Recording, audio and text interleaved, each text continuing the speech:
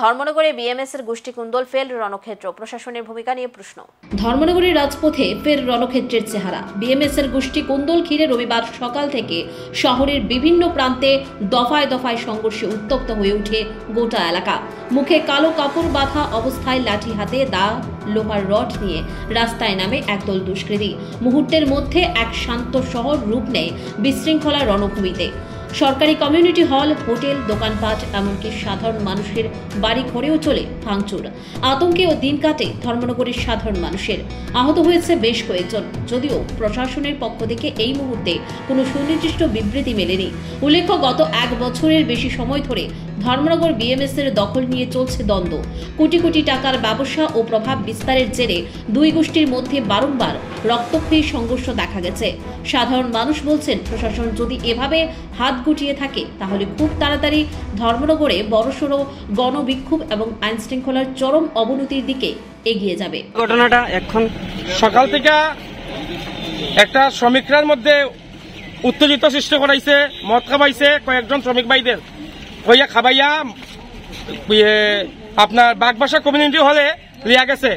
কিছু কিছু শ্রমিক শৈলেন্দ্রনাথ এবং বিজিতানাথের টাকা পয়সা দিয়া উস্কানিমূলক বক্তব্য দিয়া বাগবাসা আমার শ্রমিক ভাইদের উপর আক্রমণ করাইছে।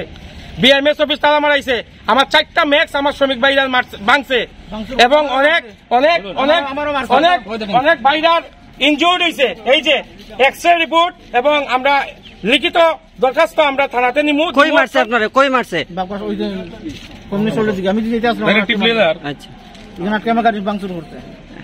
এরকম চলে তাহলে আমরা আমার শ্রমিকরা কিভাবে বাঁচাইমু? যারা আপনারা উপরে আক্রমণ করছে তারা কি আপনারা চিনতে পারছেন?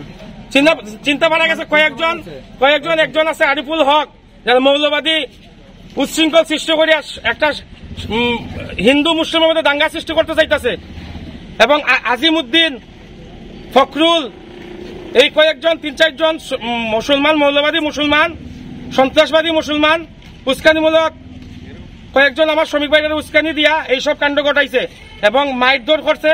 4টা ম্যাক্স ভাঙছে। বিএমএস অফিসে তালা মারার সাহস পাইছে। কে দিছে এই অধিকার? পত্রিকা পাইছে এই অধিকার? সিপিএম এর এই উস্কানিমূলক আমরা বৃহত্তর আন্দোলন যাইমু, বৃহত্তর শ্রমিক আন্দোলন যাইমু সিপিএম এর বিরুদ্ধে। সিপিএম এ আবার মাথা জ্বালা দিছে, মাথাটা আমরা নষ্ট করে ছাড়মু।